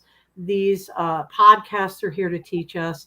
The gifts that Carrie gives is to help teach us, to help empower us to be able to, and some of my colleagues and myself, to try to help you navigate through this difficult time where it's all about drugs and vaccines. And it doesn't have to be. And please take the time to make a decision. You can always go back into the office and change your mind and say, no, I really would like to pick up those Apoquel pills. Yeah, you can always go back and get it. You know what? We need to really change the anger, the upset feeling, all of it. What really needs to happen is informed consent, which we just don't do. Right. Vets just give you drugs. They just give you this, they give you that, and there's no informed consent. If Crystal would have been given something that says Apoquel causes cancer, she could have then been, she wouldn't have done it. So she could have said, wait a second. Until some lawyers get interested enough in helping to hold veterinarians accountable for the decisions that we make, we can make mistakes and we can make mistake decisions. There are some, I think, that are really egregious, like Crystal's situation. I think that's pretty egregious in my opinion. There are other things that are not as, there are other things that are unforeseen, reactions to anesthetics that you had no anticipation for, where pets die from an adverse reaction to an anesthetic, and you had no idea that was going to happen. There was no way of predicting that. And some of the animals that I don't do surgery anymore, but some of the animals I anesthetized, I'd hold my breath because some of them were so sick and you were scared to death to anesthetize them. Everybody signed consent off on that, right? Those were the ones that usually recovered and did okay. It was the surprise ones, the young ones, or the ones that you were like, what? No expectation that there would be an adverse event. So we should have informed consent on more things. And some people are doing it with vaccines now, some veterinarians, but not very many. And they had to do it with the every 6 month, the ProHeart injection. I think it was ProHeart is the name of it. I don't do drugs anymore, so I didn't do drugs as a kid either, but that's another story. Well, maybe I did. We won't go there. Maybe anyway, I did. Maybe I did. I forgot. No, I'm just kidding. But anyway, I didn't inhale. Generation a little bit, but ProHeart was taken off the market because it caused death. It was a every 6 month injection for heartworm, and then somehow they got it back on the market again. But then vets had to have some consent in order to give it, and then that disappeared, and they're still using it. I don't know how that happened, but it did. Money, I'm sure. Anyway, guys, we're going to have to let Dr. Cannizzaro go because it looks like the moon is out behind you. I mean, it's dark. Honey, it's been out for a long time. Oh my gosh. I'm like, is it getting darker in her place? Dark. It's very dark. The sun's going to be coming up for you pretty soon. Probably pretty soon. Probably. So I'm going to go. Real quick. You want to answer this real quick for Mabel? Any recommendations to slow down or possibly heal progressive retinal atrophy? I can never say that word. Yes, homeopathic medicine is the only thing that I know that slows the progression of that disease. And if we catch it early enough and they're not on substantial immunosuppressive medications for a long time or at all, preferably, then sometimes we can help to arrest or slow the progression of it. But nothing else in medicine will that I know of except homeopathic medicine. So I would contact a homeopathic veterinarian for that ASAP. Yeah. All right, guys, we are going to let you go. You can contact Dr. Cannizzaro. She can do different consultations. You can send blood work to her. She can do some homeopathy. It is important to make sure that your veterinarian is on board with that. It helps. But if not, we can maybe find you a vet possibly through our little community if you need to find a vet to do blood work and then send to Dr. Cannizzaro. But make sure you reach out to Dr. Cannizzaro for homeopathy. There are probably only a handful of really great homeopathic veterinarians in the United States. So we're lucky. There may be 1,000 of us, if that many. It's very little. So it's doubtful that you're going to find a homeopathic veterinarian that you can take your dog to. That's just doubtful. But we're so blessed that we have these homeopathic veterinarians that can help you through the new technology that we're all using with Zoom and stuff like that. So you have access to Dr. Cannizzaro. So, just make sure that you reach out to her because it'll be life-changing for you. And I'm excited that she always comes on and she can answer. Lily, I want to thank you for putting that petition and ask everybody to please sign that petition that Lily, Lily had posted. Please make sure you sign it. I don't know if you know this, but homeopathy has been around for, do you remember since at least the 1800s. Yeah, it's been used. It's older than Western medicine by far. In fact, Western medicine is the most untested, the most unproven, and the youngest medicine, and the most dominant. Yeah, thank you. To say that homeopathy is like experimental is pretty funny, actually, because it's been around for. But people still say that. Oh, I don't know. That's a bunch of whatever. But it's been around for so many years, and it used to be very well respected until people didn't. There's a big fight, but again, Big Pharma is largely responsible for that because Big Pharma would like to have the dominant market. In treatment of all kinds, including vaccinations and such. So, and, we don't get popular really because we're not big into vaccines for good reason, because they can cause harm. And not all vaccines are terrible. It's just that we overuse vaccinations in a tremendous way. And we give vaccines to unwell animals and people. And that is something that ruins people and animals' lives. I had asked Dr. Pitcairn on the podcast I did with him a few years ago, how come Big Pharma doesn't just market the homeopathic stuff. It would seem like a legitimate question. And Dr. Pitcairn said, because you can't trademark or whatever, you can't patent homeopathy because it has to be a workup, like you have explained. Like you need to know more. There isn't one size fits all. Well, that's why too there are combination homeopathic medicines. So there are companies, well, I'll leave their names off, but there are companies that make quote combination homeopathics, and they'll take like the top dozen most commonly used homeopathic medicines for arthritis and put them all in one bottle, and then market those as cookbook treatments for arthritis or urinary incontinence or whatever the ailment is. And they don't work. And why they don't work is because the basis of homeopathy is that you have to work the case up individually. So when people even on these podcasts say, well, what do you give for dental disease? Or, which of course is I don't know why all vets don't know this, but it's a digestive disease problem. It's not really a mouth problem. That's the first part of the digestive system, in case anybody didn't remember their anatomy, my colleagues, that is. I like to crack jokes, so I hope you don't mind my jokes. But what do you give for bad breath, or what do you give for ear infections? I give all different homeopathic medicines. One particular animal might get pulsatilla, and there might be another one that's going to get lachesis, a completely different remedy. You have to work the case up individually, because there is not a remedy for diarrhea or ear infections or skin allergies. So that's not a question we can answer. And it is also why we have trouble doing double-blind studies for homeopathy, because if you take a class of individuals that have diarrhea, there may be anywhere from two or more, probably 3 or more homeopathic medicines that are going to treat those individuals. And so you can't take one remedy and say, well, it only worked for 1 out of 24 of those people, or 1 out of 24 of those animals, because it wasn't the right remedy. That's why. Because you cannot use it. You can't study homeopathy that way. It's not how it works. And that's why I said earlier that when we dangerously put homeopathy into an experimental, which is pretty funny because it's been around longer than Western medicine, and they allow Western medicine like it's safe, which it isn't. That's going to be very dangerous to take it out of a classification where we have access to it and we can use it, and we as prescribers can use it and prescribe it for our patients, and take it away from us is going to be highly dangerous, in my opinion. So, so Dr. Pitcairn is absolutely 100% correct. Yeah. And I want to say too, I did a podcast with Dr. Pitcairn.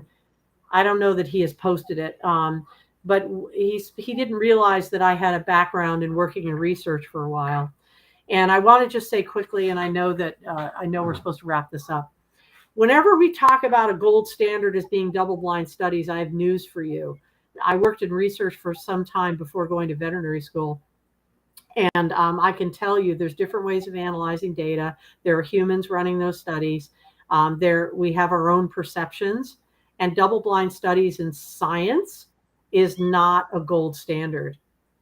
And there's also fraud, where there is data manipulation on purpose to favor that pharmaceutical. Why does that happen? Who is paying us? The pharmaceutical company, to test their drug and to see if it's effective. Now, the investigator that I worked with, the MD that I worked with, he had a lot of integrity, and we studied a drug for renovascular hypertension, which is high blood pressure secondary to kidney disease, and the drug didn't work. And he had to tell the drug company, we all had a gathering together, and he said, well, your salaries are all paid for by this drug company. I'm hoping they'll give us something else so we could keep paying your salaries. And he said, but the drug doesn't work, and I'm going to have to report it to them as such. And he did, and we still had our jobs, and we had integrity. A friend of mine who worked for another investigator, she was threatened and told that she had to falsify the data for a heart drug that they were working on that didn't work. And, this is real stuff, folks. So when we say, well, it's got to be safe because it went through rigorous scientific study, and that's not necessarily true. So we can't say double-blind studies are factual and are safe and make our pharmaceuticals safe, because that's untrue. And usually, if you look in the animal studies, The length of time that that medication is studied for is a short period of time, and the number of animals that are used in that study for a drug is a small number. So I'm going to tell you, every new drug that comes out, your dog, your cat, your horse, your cow, your bird is a guinea pig to see how that drug's really going to work over a period of time. And that's why these subsequent things come out, like with Rimadyl and Apoquel, where Rimadyl caused, one of the side effects is death, and that's carprofen, if people don't know the actual drug name, and that Apoquel causes cancer, because they found out through the adverse effects of what went on with your animals in a statistically large enough number that they could no longer deny it. Right. So if you don't think that you're the guinea pig for all of these pharmaceuticals, I've got another thing to tell you. And those studies, I know we got to let you go, but I just had this conversation with a client of mine. So his dog is in bad shape, and it's self-mutilating at this point, right? So, but he has to figure it out because it's awful. I made the suggestion that he go talk to his vet, and in the interim of trying to figure it out, you got to give this dog some relief, because he's going to rip his arm off. So I suggested getting a little Temeral P and then work with a homeopathic, or we got to figure out something. He went to the vet, and the vet said, absolutely not. I would never give your dog Temeral P, but I will give your dog Apoquel. And then when he came back to me, he goes, he's doing better. They put him on Apoquel. And I said, why not the Temeral P? And he told me that the vet was adamant against the Temeral P. And he goes, well, why do you like Temeral P? And I said, for me, Temeral P's been around forever. Forever. A long time. It was around before I was. So I already know what the side effects of it are. And I'm not saying they're great side effects. And I'm also not saying I wanted your dog on it for the rest of his life. But Apoquel is a newer drug. We don't know. And that's what I didn't like. I'd honestly rather see if a animal comes into me and is on a medication, I know what to expect, fully what to expect if they're on like a low dose pred regime or prednisone regime or Temeral P, than I would be with Apoquel and Cytopoint. And, I will tell you that if those medications, Apoquel and Cytopoint, don't work, count your blessings. It might mean that your pet has a strong vitality. If your pet is easily suppressed by a medication and the symptoms go away quickly, that is an indication that your pet is weaker. And so that is that's a good point. Pretty good concern from my perspective. Yeah. And you would think that it might be the opposite, but I always get worried about that. And I don't know. Veterinarians have kind of lost their way. And if I was pushed in a corner, I would have, I don't know that I would have done the same thing exactly that you recommended. But what you recommended was safer and more sane than going with Apoquel or Cytopoint. And not only just because they're newer drugs, but we already kind of know there's a track record that those cause cancer. And probably Temeral P and I know prednisone does. Prednisone's an immunosuppressive drug. It's actually classified not only as an immunosuppressive and an anti-inflammatory, but also as a chemotherapy drug. And people come to me all the time and say, well, my pet has lymphoma, but I didn't want chemotherapy. But so I told them it was okay that they could use the prednisone. I said, well, I got news for you. That's chemotherapy. But we don't call it like it is, and we should. Yeah, I don't know. It's stressful. It's stressful to me because I think she just didn't have it on her shelf because she had the Apoquel and not this. That could be, but I think that the veterinarians have been how do I say this? Let's put it this way. When I was in allopathic medicine and I worked at various practices and filled in, we'd have these luncheons and the pharmaceutical companies would come and tell us how fabulous a drug was. And nobody thought, including myself, I'll raise my hand too, we sat there and listened to the nonsense, just like Science Diet and stuff. Oh, sorry, Science Diet. They tell us how great, GMO soy was for your pet's health, that it was just as healthy as meat. I never raised my hand. I thought, well, that sounds peculiar to me, but I didn't question it. I said, oh, that's interesting. Okay. We just sit there like blind idiots. And it isn't that they come and show us like real hard data. they come in and they really present this. They're drug reps. They come in and they present this thing as the newest, greatest, safest. Yeah, it might have a little side effects. Those are really rare. Don't worry about those. And the veterinarians suck it up like a sponge. We all did. I actually didn't. I was at a vet office where Interceptor was brand new. No, sorry. Program, the once a month flea pill, was brand new. So now I'm really dating myself. And I didn't know anything about the drug. I knew it was a new drug and I knew they said it was safe, but I didn't know anything about it. And the vet office kind of got mad at me because clients would come in and say, "Oh, they told me at the front desk that this new flea thing was like really safe." And I said, "Well, I don't know. The drug company says it is." They said, "Well, is it safe?" And I said, "I don't know. The drug company said it is." Yeah. I told them the truth because I didn't know. And I was getting more enlightened at that time. I will admit that. And I wasn't comfortable with those medications. But I honestly didn't know. So people wouldn't go out and buy it. And then the practice was like, "Well, how come they're not buying Program?" And I said, "Well, I told them. They asked me and I told them the truth."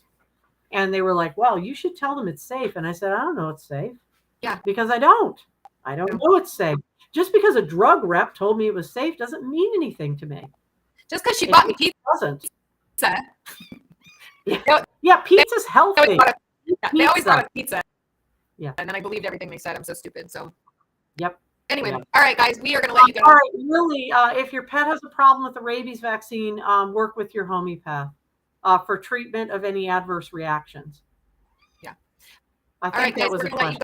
So we will see you again next week. I guess every Wednesday at 4:00. I'm also trying to, see something's going on with my speaker. So anyway, good time. Yeah, you're having some audio problems, Carrie. Okay.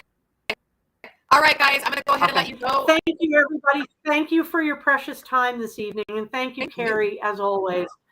You're near and dear to my heart. I really appreciate it. And thank you all so much. I hope you gained a lot from this. Sorry to interrupt you, Carrie. No, we always, I don't know if you guys can hear me because I'm being told my speaker is off. So it is off. Okay. All right. Well, then I'm not. Sound like Minnie Mouse. I'm not. Yeah. Now I don't want to talk. All right, you guys. Have a good night. Good night and thank you. Thank you, everyone. Thank you, Carrie.